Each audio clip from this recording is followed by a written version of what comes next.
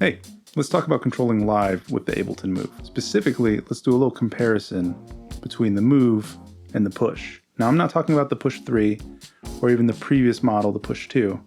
I'm talking about the original, the Push 1.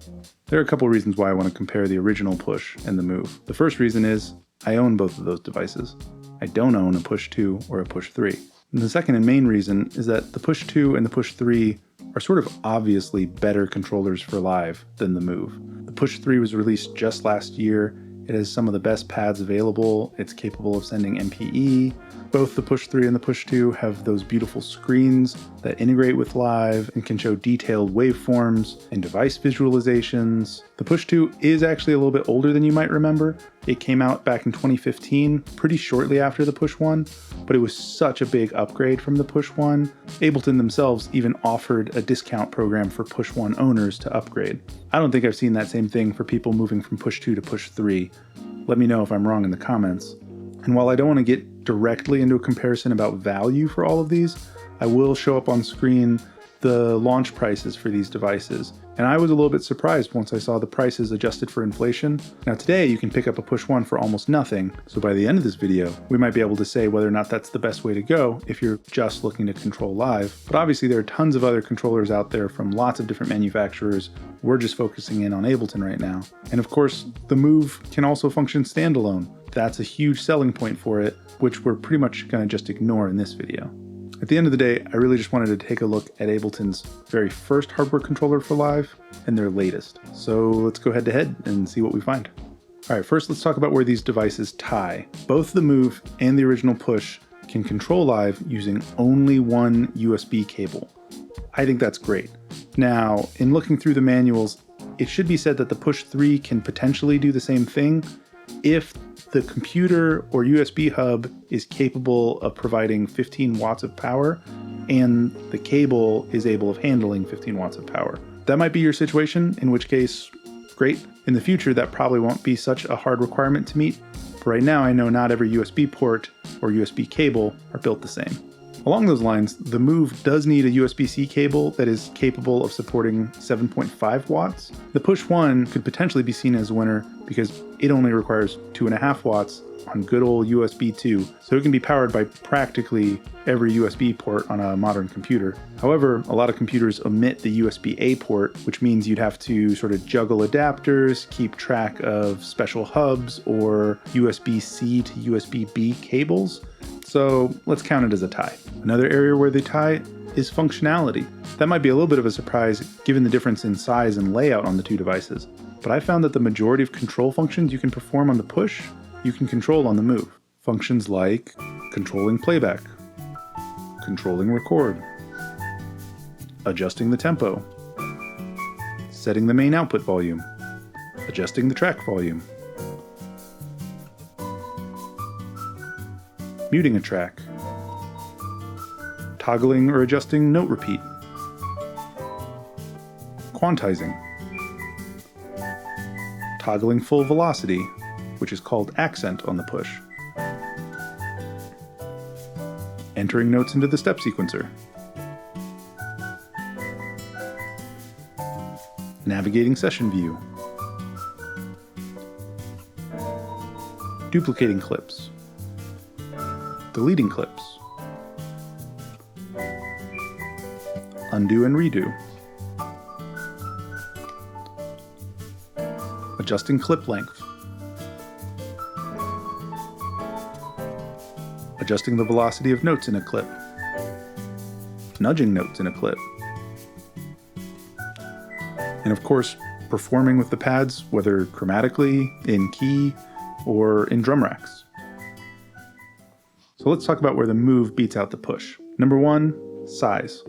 Unless you're someone who's really taking advantage of 64 pad mode in the drum rack, in sampler or simpler or whatever, then to me, the Move is a clear winner when it comes to size. It's easy to move around, and by that I mean move around your own studio space, to move around your house when you want to work with it at the kitchen table. I don't necessarily anticipate using it like Ableton promoted out on the subway or in a park, but it would fit in most bags, which would allow me to take it over to another studio or to a venue or to a collaborator's house. And then maybe this is just me, but it fits on my desk with other equipment. Maybe that's not an issue for you. Maybe you've got a big desk with lots of room and fitting a push on there isn't a problem. But my push always ended up on some side table somewhere, inevitably underutilized. So I'm happy to have the Move on my desk closer to hand. All right, number 2, build quality. We're gonna have to rewind a little bit and talk about my Push 1. I received it as a wedding present from my groomsmen and the guys at my bachelor party. For that, I'm forever grateful and will always love my Push.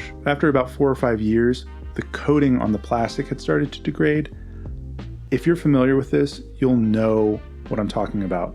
It was a terrible, sticky mess. I reached out to Ableton and they weren't able to offer any solutions or any replacement parts, so I had to disassemble it all and scour the outside to remove all of this gunk. And then when putting it all back together, I found that all the plastic posts that mated with the screws on the metal plate had cracked. And it wasn't just a few of them or just a little bit, they had essentially all shattered and would no longer allow me to screw the bottom plate back onto the device. Now, this might be specific to my Push. I live in an area with a hot climate. Maybe the plastic somehow got terribly degraded. I don't know. I will say it was enough for me to swear off all devices that have that soft touch plastic coating.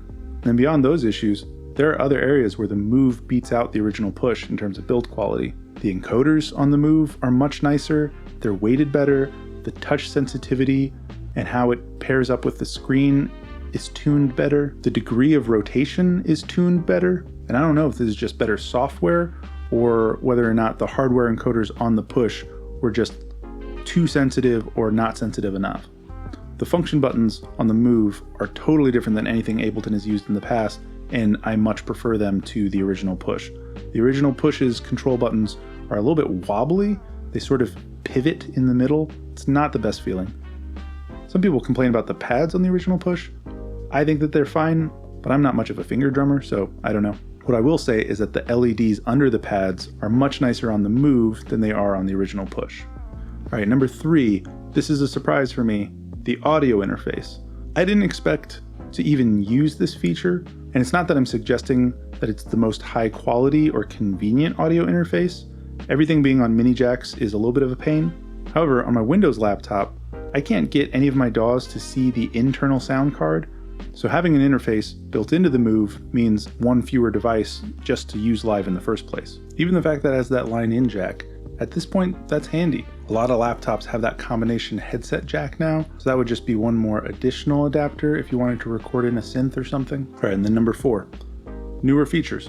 This should make sense. The Push 1 was released over a decade ago alongside Live 9. Still, given its compact form factor, it's pretty impressive that the Move actually covers many of the bases of the Push 1 along with these additional features. First one is a little obvious, the inclusion of a capture button, and some of y'all might not agree with this one, but I actually think that the screen is an upgrade compared to the original Push's screen. I know it's much smaller, but somehow, for me at least, it is much more legible. I think it has to do with the resolution of the screen.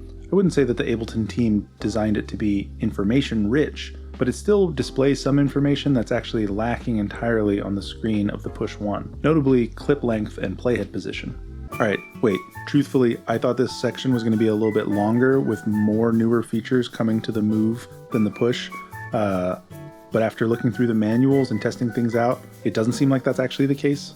Kudos to Ableton for maintaining the Push for this long and keeping up to date.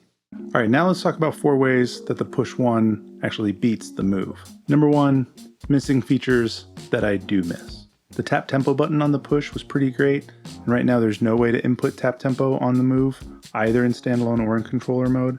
And truthfully, I'm not really sure where they would add this functionality in the future. Let me know if you have an idea in the comments. The next feature I'm missing is the volume encoder section. This essentially lets you almost use the Push as a digital mixer. Using rotary encoders is more limiting compared to faders. You can only really reasonably manipulate 2 encoders at a time, as opposed to with faders, where you can manipulate about 8 faders at the same time. In any case, having access to individual volume encoders for 8 different tracks at least lets you quickly reach out and adjust volume on the fly. The next 2 features are really following on directly after that, pan and sends. So far as I can tell, there's no way to manipulate pan or sends using the Move when controlling live. I don't think this is a deal breaker. I'm not constantly adjusting those things. It's just something that was implemented pretty well on the push, and I miss it on the move. Because of the layout of the move, you really actually only see 7 tracks and your main track when looking in session view. With the push, you get 8 tracks. The main track can be accessed via a dedicated button. The Stop All Clips has a dedicated button, and then you launch scenes using the grid division buttons. I think the way it's implemented on the move makes sense for the form factor, but it is a limitation and it's something to keep in mind. One big missing feature is the 16 velocities mode in drum racks. I'm not a good enough finger drummer to precisely enter the velocity that I mean to enter when performing on a pad, so the 16 velocities mode was sort of a crutch that I relied on with the push. I'll get by without it on the move, but it's something that I'll miss.